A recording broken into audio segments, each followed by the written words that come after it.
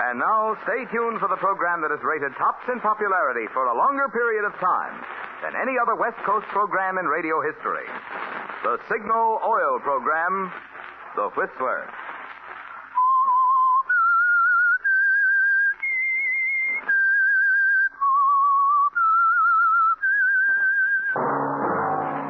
Signal, the famous Go Farther gasoline, invites you to sit back and enjoy another strange story by The Whistler.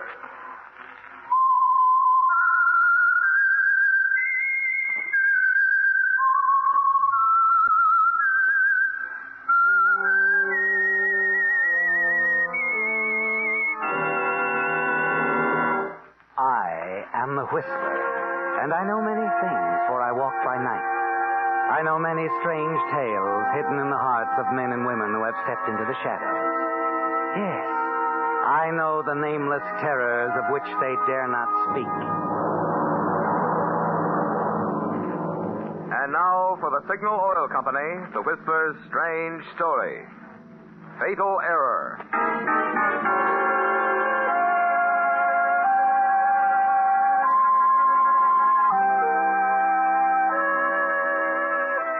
It was a unique arrangement between Lloyd McCrae and his partner, Matt Banyan.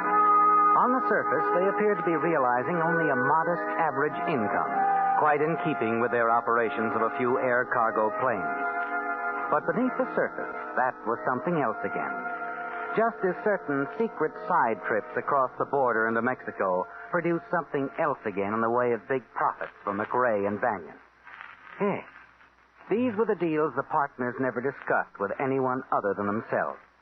Not even Fran Engel, Matt's girlfriend, was told about the highly profitable sideline. Of course, there was always the danger of being exposed, and the partners were gradually reaching the danger point. Both were well aware of this as they discussed it one afternoon in their airport office.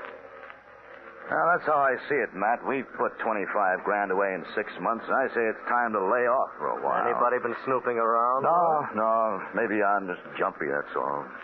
Maybe. Yeah. I see your point. So what's our next move? Nothing special. Just start giving a little more attention to customers that want to do legitimate business, that's all.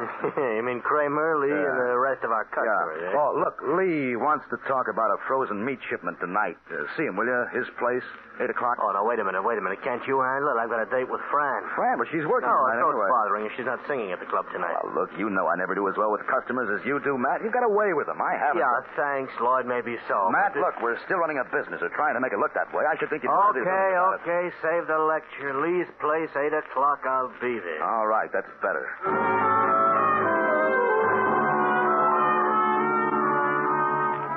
Yes, Lloyd, it's better all the way around, isn't it? Because you lied when you told Matt that there was nothing special about the next move.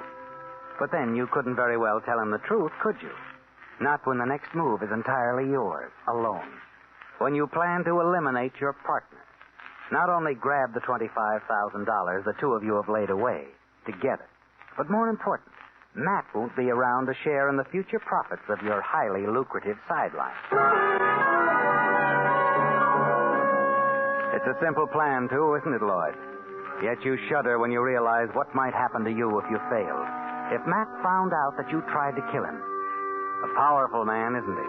He could break you in two like a twig. You wait in the darkened alleyway a block from Lee's place.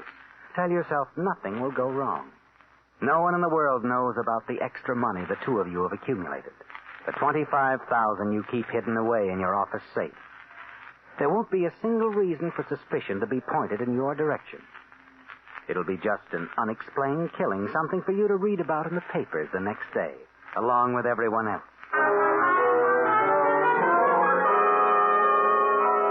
It's almost 8, and now you hear them. Footsteps. Closer. Closer. He's right on time, isn't he, Lloyd? Right on time. You whirl, run from the alley. On the sidewalk, you almost knock someone over. Look out, let me by. You turn your face away from the woman, shove roughly past, and then break into a run, certain that she didn't get a clear look at you.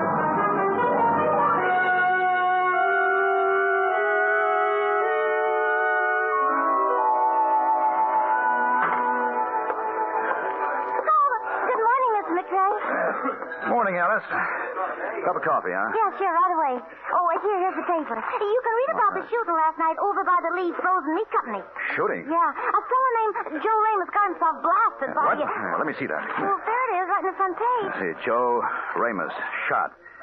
Killed by unknown assailant. Witness described killer as a slight of build, wearing trench coat. Hey, what's the matter, Mr. McCrae? You don't look so good.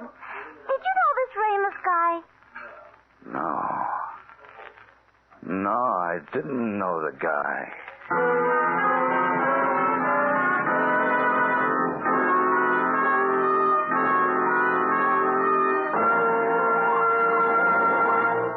We're off. Yes, it started last Monday. Signal's big $10,000 contest.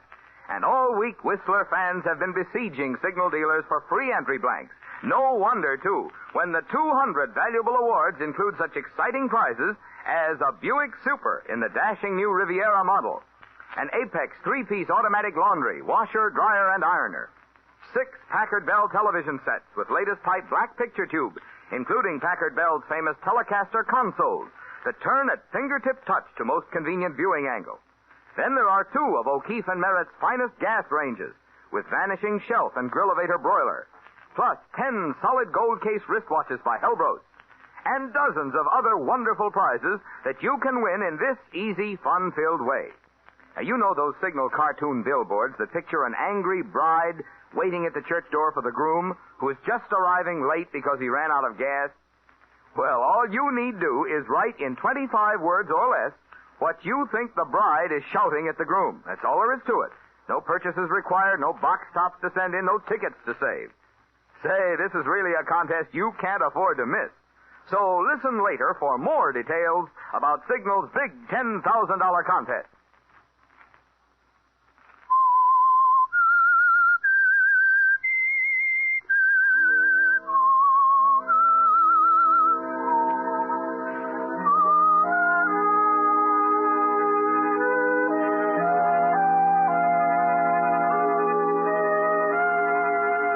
It was a shock, wasn't it, Lloyd?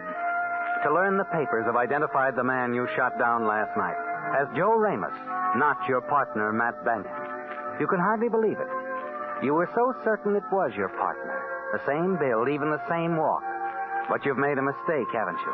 A bad mistake. And now, driving out to your office at the airport, there's a sick feeling in the pit of your stomach. The newspaper story, Lloyd, carries a partial description of you, the killer. Enough for Matt to add things up. Especially if he was early to keep that appointment with Lee, only to learn that there was never such an appointment. That you lied to him.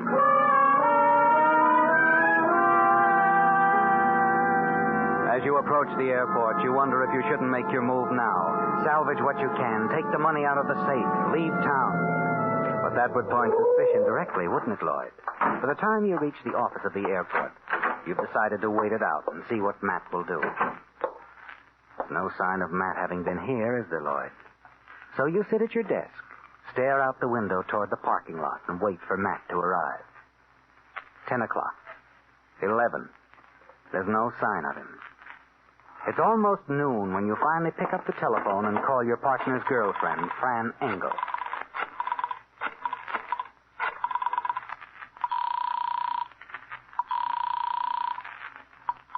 Hello? Oh, Fran? Lloyd? How's my favorite songbird? You still knocking him dead? Big time now, one show a night. Oh, fine. Fran, I've been trying to locate Matt. You see him this morning? Matt? Yeah. Why, just a minute, Lloyd. I'll be right with you. Clutching the phone tightly in your hand as Fran excuses herself, you strain to listen. She talks to someone softly. Someone there in her apartment. It could be Matt, couldn't it? Finally, she comes back on the phone. Oh, I'm sorry, Lloyd. The cleaning man just came by to pick up some things. You were asking about Matt. Yeah, it isn't anything special. Just thought if you'd seen him, you know. Oh, yeah. Yes, I saw him. He was by here a couple of hours ago. Dropped in to say goodbye. Goodbye? Yes, he had to drive up to Bakersfield on business. But didn't you know? Oh, sure, yeah. Today is Tuesday, isn't it? Yeah, that's right. Yeah, he did say something about it a few days ago. Oh, and anything else on your mind, Lloyd? I mean, in case you should call me later. No. No, forget it, Fran. Thanks. Bye. Bye.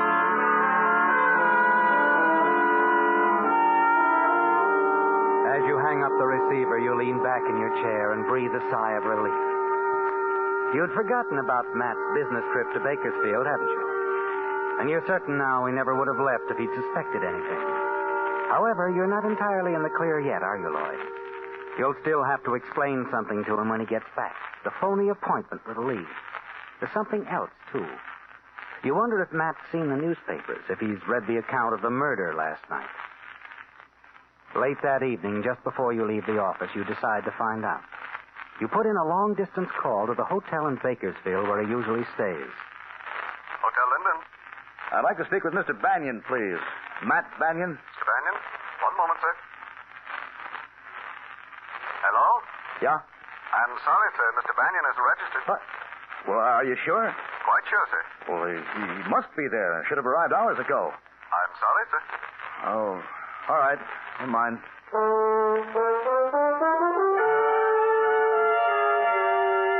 Something's wrong, Lloyd. You can sense it, can't you? As you close up the office and walk to the parking lot, a feeling of uneasiness builds within you. You try to fight it off. Find some reason why Matt hasn't checked into the hotel. An accident, perhaps, on the road. Yes, or motor trouble. Or he might have finished his business early and started back to town. There's nothing to be gained by staying at the office, is there? So you decide to drive on to your apartment. As you approach the all-night garage where Matt usually parks his car, an idea suddenly occurs to you. You swing into the driveway, pull up inside. Okay, coming. Hello, Frank. Oh, hiya, Mr. McRae. How's everything? Oh, can't complain. Hey, this baby of mine needs a tune-up. It's okay if I bring it in tomorrow? Oh, sure. We'll take care of it, Mr. McRae. Do a good job for you. Yeah, Matt said you would. He's your best booster, you know. Nice guy, that Mr. Banyan. Yeah. Don't get to see him much now that I'm on the late shift. How's he doing? Oh, fine. He's on a trip upstate right now. He drove up this morning. Drove up? That's funny. Hey. What do you mean? He didn't take his car. It's parked back there in the store, right where he always keeps it. You sure? Well, yeah. Look for yourself. I guess he must have decided to take the train for a change. Yeah, I guess so.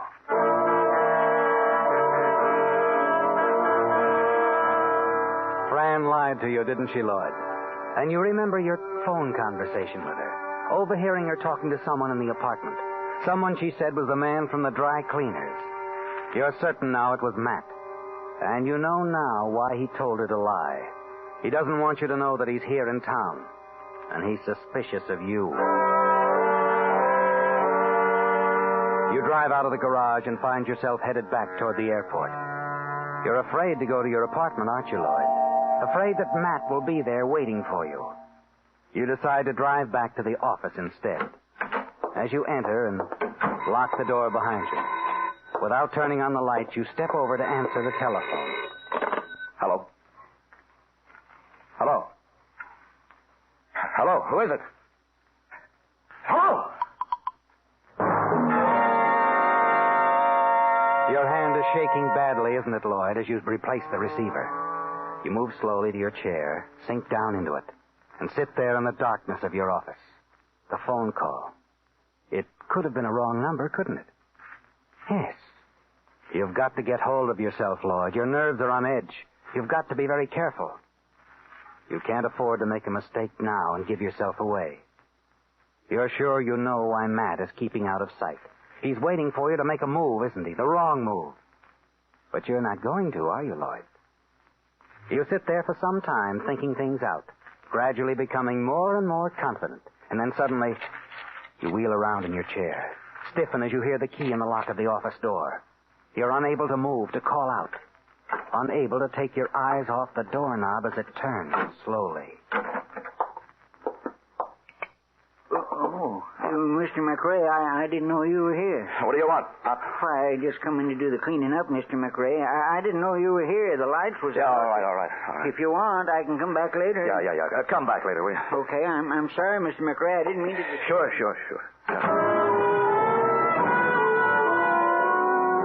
You You pace the floor of your office nervously for a few minutes, and then reach for the telephone. You must call Matt. Find out if he's home. Then you change your mind again and slam down the receiver. You lock up the office and drive into town to the Blue Lantern, the nightclub where Fran works. And as you enter the crowded room, she's finishing her big number. The nicest part of any melody is when you're dancing close to me. So good and then Nicolina, in that Nickelodeon. All I want is loving you and music, music, music. Doodly-doodla-doodla-la-la-la-oh. All I want is music.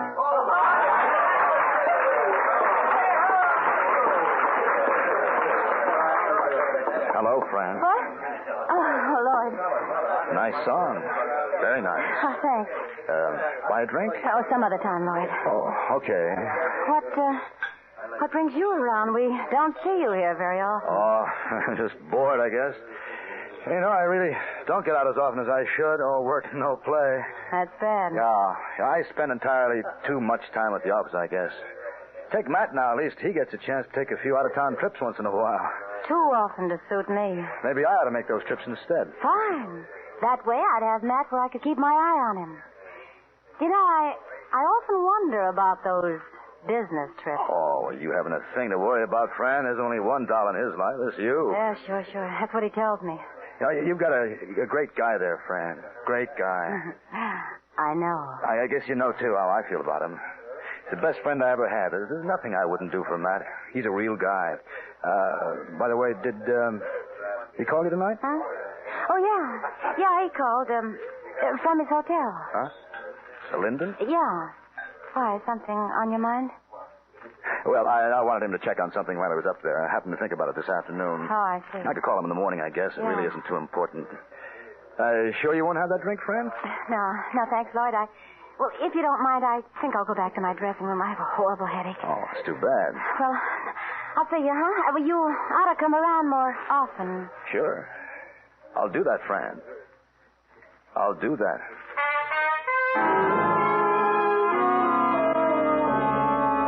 A half hour later, you park your car a block from Matt's apartment house, and then walk slowly toward the 4-story building. As you approach it, you glance up at the 3rd-story windows. Matt's apartment is dark. You stop for a moment, and then as you turn around... Oh, Lloyd. What? Hey, what's the matter, pal? Scare you? Oh, it's you, Dave.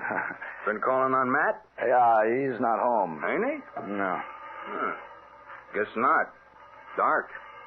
Well, you couldn't have missed him by much. You, see him go out? No, but I heard him moving around up there just before I went down to the corner about 10 minutes ago. Oh, you sure? Well, sure, I'm sure. My apartment's right under his, ain't it? I heard him. Oh, I see. Okay. Well, thanks, Dave. Hey, wait. Huh? If you're going down to the airport, I'll give you a lift. Going down there in a few minutes. Thanks. No, I have my car.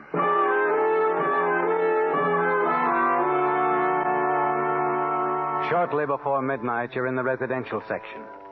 You park your car on a quiet side street, and you walk a block to where you can see Fran Engel's cottage. The lights are on inside, but the blinds are drawn. You're almost certain that Matt is in there with Fran, aren't you, Lloyd? And if you wait long enough, you'll see him when he comes out.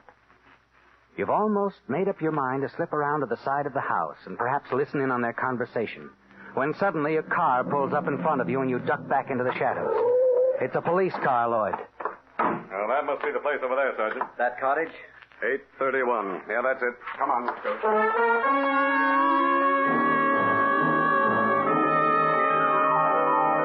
A wave of panic sweeps over you as you watch the police officers ring Fran's bell. Then the door opens and she stands there for a moment, then nods and the officers step inside.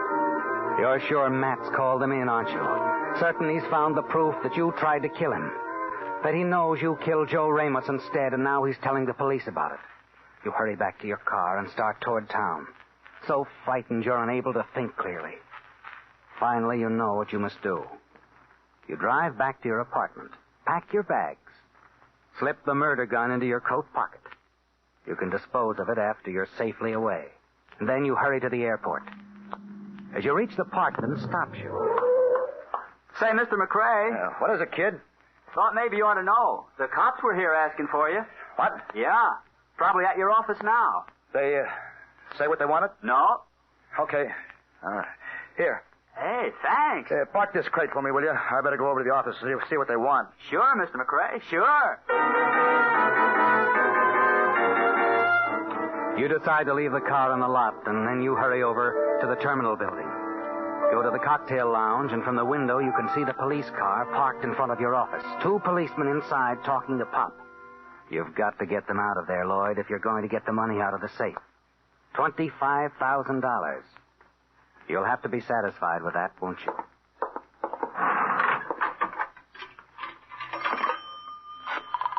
The panic has left you now, hasn't it, Lloyd? And there's a smile on your lips as you dial the number of your office. Yeah. Hello. Lloyd there? You want Lloyd McRae? Yeah, sure. Is he around? No, he isn't. Who is it? Well, just a friend. He was supposed to meet me at the Blue Lantern a half hour ago. I can't wait much longer. You don't know where he is? No, I don't. Okay. Well, I'll see him later. Just a minute. You smile as you hang up the phone. You're pretty sure that in a few minutes the officers will be on their way to the Blue Lantern Cafe. You return to the cocktail lounge and watch. A moment later, you see the police officers come out of your office and drive off. The way is clear, isn't it, Lloyd? Now you've only to take the money, leave town, and you're sure that you can arrange that easily. You have one more thing to do before your plans are complete. You leave the cocktail lounge and walk into a nearby hangar. Hey, Mac. What? Oh, hi, Lloyd. Dave around? In the office. Thanks. Hi, Lloyd. Come on in. Dave, I got a job for you. Yeah? Yeah, it's a special sort of a job. Oh. One of those, huh? Yeah. Well, I've always cooperated in the past, Lloyd. You know me, anything for a fast buck. There's $1,000 in it for you. Same as always. Tell me more. Fly me to Mexico. When? Right now. It's a deal. Good. All right, get that crate of yours warmed up. I've got to go back to the office for a minute, then we take off, eh? Oh, Dave. Yeah? Keep your mouth shut. I'm a clam, pal. A clam. You don't have a thing to worry about. Not a thing. I'll land you in Mexico in an hour.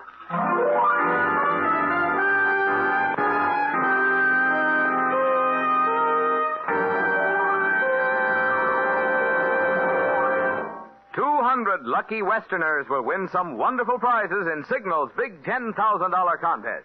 Prizes such as Frigidaire's deluxe refrigerator with new cold wall cooling, a Frigidaire electric range or Frigidaire home freezer, 5 Halliburton makeup cases filled with exquisite cosmetics by Anatole Robbins of Hollywood, 10 Packard Bell radios, 10 Westinghouse vacuum cleaners, plus 50 Westinghouse pop-up toasters. And here's how easy it is to win these valuable prizes. Just write in 25 words or less what you think the angry bride on the Signal gasoline billboard is shouting at her out-of-gas groom. For instance, she might be saying, "I'd never have said yes if I had known you don't use Signal Go Farther gasoline." Winners will be selected on the basis of originality and humor, aptness and suitability in advertising Signal products. Your chances of winning are good because only entries mailed on official entry blanks from the 6 Signal states, California, Oregon, Washington, Idaho, Nevada, and Arizona, are eligible to win. So ask your nearest Signal dealer for a free contest entry blank. It contains helpful suggestions that make it even easier for you to win a Buick or one of the 200 valuable prizes in Signal's big $10,000 contest.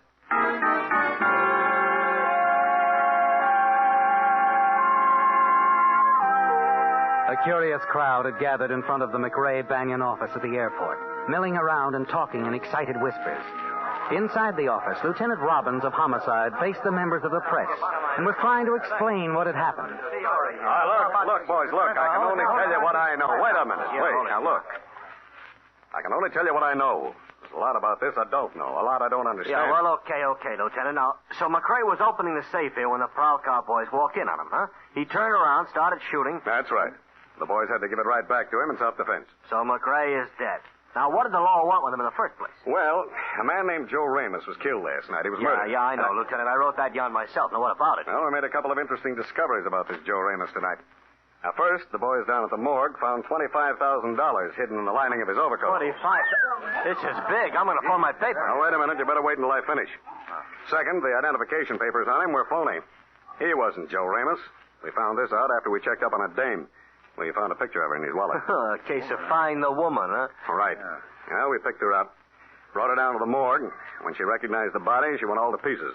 Told us about the $25,000. Bank loot? Nope. His girlfriend told us he was double-crossing his partner, running out with the firm's dough. The $25,000 we found on him. Uh-huh. Yeah, he was going to skip last night on the midnight plane for Mexico City.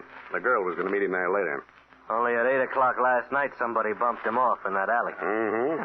He had an appointment near there with a frozen meat dealer named Lee. And the funny thing about it was, the girl said he was only keeping the appointment to keep his partner from becoming suspicious. They always make one error, Lieutenant, don't they? Yeah, nearly always. In this case, it was a fatal error. Even his girl thought he made a getaway. She thought he was safe in Mexico until she recognized his body at the morgue. Yeah, you boys certainly solved this one quick. Yeah. Oh, but we had a little luck, of course. One of the boys recognized the picture we found in his pocket. Huh? A nightclub singer, Fran Engel. Fran Engel? Hey, but she was Matt Banion's girl. Right. The dead man we thought was Joe Ramos because of his phony identification papers turned out to be Matt Banion. Lloyd McRae's partner. Banion was double-crossing McRae. It looks like it. And now McRae. Yeah. Yeah, but what I can't figure is why McRae started shooting when the boys in the prowl car came here to his office. We only wanted him to come down to headquarters and pick up that $25,000 we found on Matt Banion.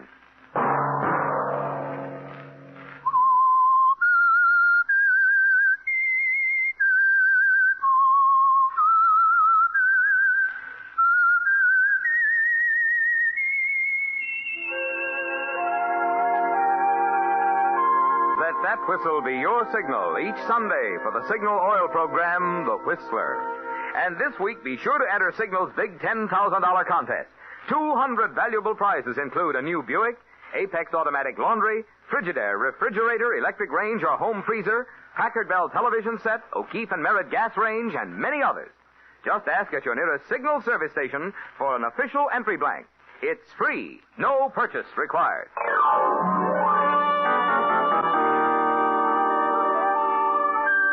Featured in tonight's story were Bill Forman, John Daner, and Gigi Pearson. The Whistler was produced and directed by George W. Allen, with story by Steve Hampton, music by Wilbur Hatch, and was transmitted to our troops overseas by the Armed Forces Radio Service.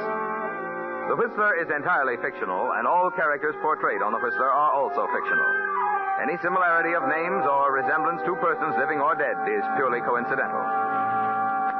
Remember, at the same time next Sunday, another strange tale by The Whistler. Marvin Miller speaking for the Signal Oil Company. This is CBS, the Columbia Broadcasting.